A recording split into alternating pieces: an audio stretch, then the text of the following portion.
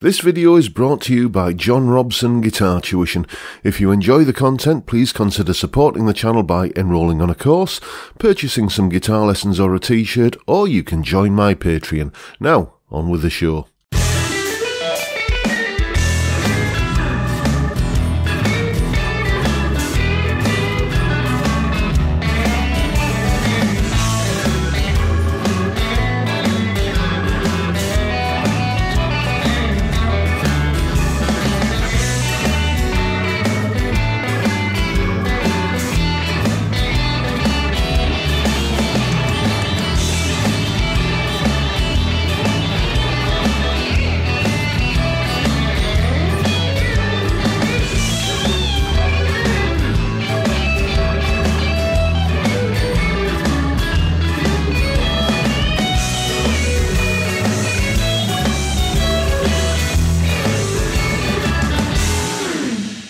Hello chaps, welcome once again to John Robben Guitar Tuition. As always, I do hope you're well.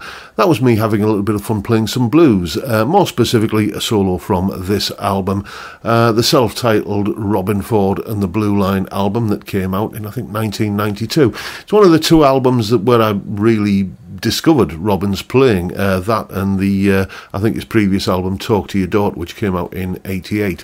Fantastic albums, both of them. Go and check them out. The solo in question today that we're looking at is from, as I say, a song from that Blue Line album, a song called Start It Up, and you've heard what it sounds like, or at least my rendition of it at least. Anyway, now let's have a little bit of a look at what's going on in the solo. Solo explanation. Okay, so what we have here is a 12-bar blues in the key of E, two choruses of the 12-bar blues. You know how that goes. I won't bore you by playing a 12-bar blues chord sequence. 1, 4, 5. You know the drill. So what we're playing over the top of this is basically a mixture of E minor pentatonic. Let's illustrate that up here. Usual pattern 1 box. And we're mixing into that some E major pentatonic. And then we're also putting in the old flat 5 blue note in there in various places. So probably the best place to illustrate, or the best way to illustrate this, is the first few licks of the solo, which start off in the 12th fret position like this.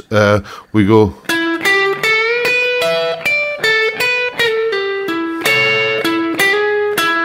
There's the first lick there. Similar kind of thing to what I mentioned on a recent Santana solo analysis. The band stops for a bar, and that lick pretty much fills up that bar where there's nothing else going on. It really makes the guitar stand out. And you can see, this mixture of minor pentatonic. That little flat 5 note in there. And then a little bit of major pentatonic there like that, and we continue that into the next lick where we go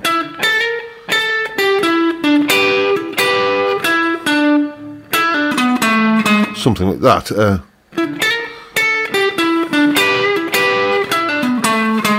like that, landing there on that G sharp, which is part of the major pentatonic. It's a major third of the E7 chord we're playing over. And then, like a lot of guitar players who are playing in E, there's a lot of kind of bouncing around between the 12th fret position and the open position in this solo. So if I just remind myself by going and taking a look at the tab, what we've got next is this little lick here. That kind of thing. So just that pattern 1 kind of thing down there, and again bringing in the blue note there like that,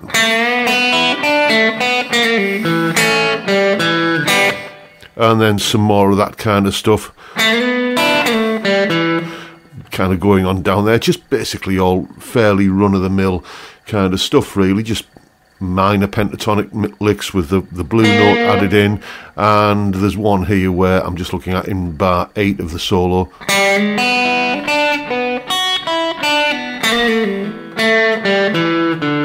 Something like that.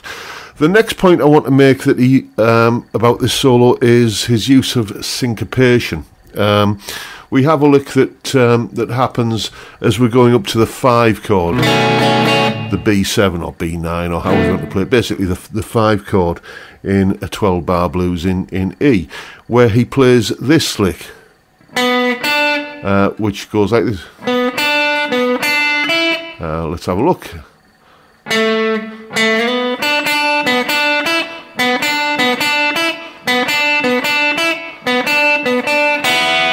Such a simple lick, but what makes it work is the way it syncopates. This B note here, which is the note that the lick kind of begins on in each cycle, is happening, well, it begins on beat 1 of the bar, then it happens on the and of beat 2, then it happens on the and of beat 4, and so on. And it's kind of occurring at a different place within the bar each time. I'll demonstrate it now with a metronome so you can hear it. The target speed for this is 120 BPM. I'm going to do it at 90, so hopefully you can hear the metronome now. 2, 3, 4.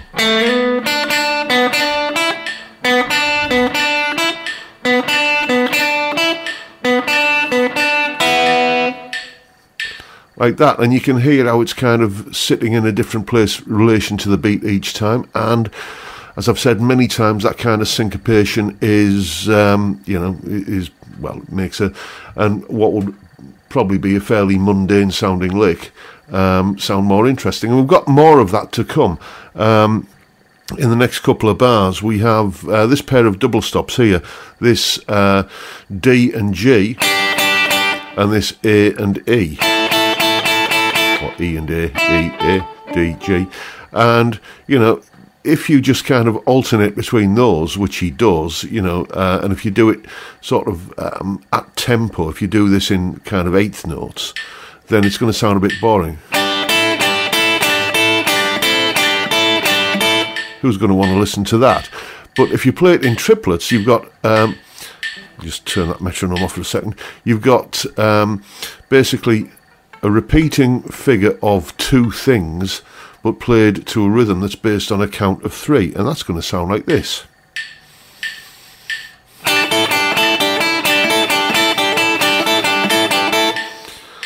So it's exactly the same thing, melodically. It's just that pair of notes alternating with that pair of notes, but change the rhythm, and you've got something rather more interesting. And then the final thing I want to talk about here is Robben Ford is known for, his clever note choices and, exotic scales and stuff like that. But this solo isn't really that side of his playing, to be honest. It's just more kind of almost like a rockabilly solo, this. But he does make, towards the end of the solo, one really rather clever note choice when he bends this 14th fret note on the B string up a tone. That is a C sharp note there, and he bends it up to a D sharp. Why is he doing that?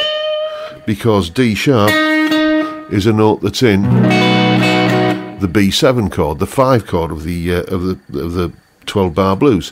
So that starts to look a little bit like this. The lick that kind of leads up to that goes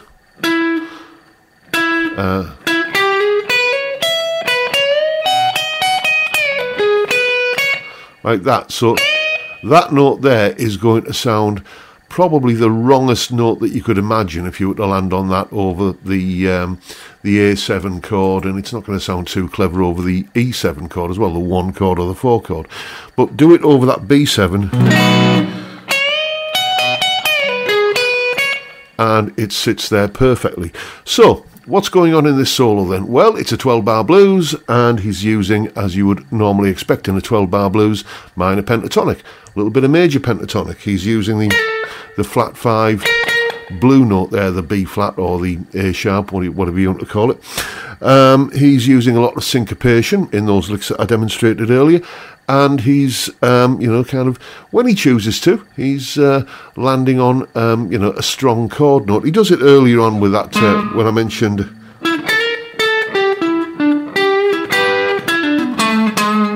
that note there, that G sharp that I mentioned there, that's the major third of the E7 chord. So every now and again he's throwing in a little targeted chord note, and just enough to kind of sweeten it a little bit. And if you include these kind of ideas in your blues soloing, you know, you're going to sound pretty good, really. So now you know what to do. Go away and have some fun with it. And as usual, you'll find a full tab for that solo in both Guitar Pro and PDF formats, along with a clip of me playing it, that explanation you've just seen there, and a jam track to play along with yourself. All of that is up on my Patreon page. There's the address, link in the description. $3 or £2.50 a month gets you access to all of these additional goodies that go along with these YouTube videos. A massive, massive thank you to everyone who supports me in that or any of the other ways, all of which are also linked downstairs in the description. And that is pretty much it for today, folks. Hope you've enjoyed the video, found it useful, informative and entertaining in some small way. And if that's the case, please hit the subscribe button and the notification bell if you haven't already done so. Why not drop me a like as well while you're at it? Don't forget the live stream every Friday, 5 PM UK time, where we drink beer and talk about music, guitars and whatever else crops up. Great way to kick off the weekend. I'd love to see you there if you can make it. But for now, I'll bid you all a good day and say thank you so much for watching. Thank you for your time. Look after yourselves, folks. Stay well, stay safe, and above all, stay sane. Bye for now.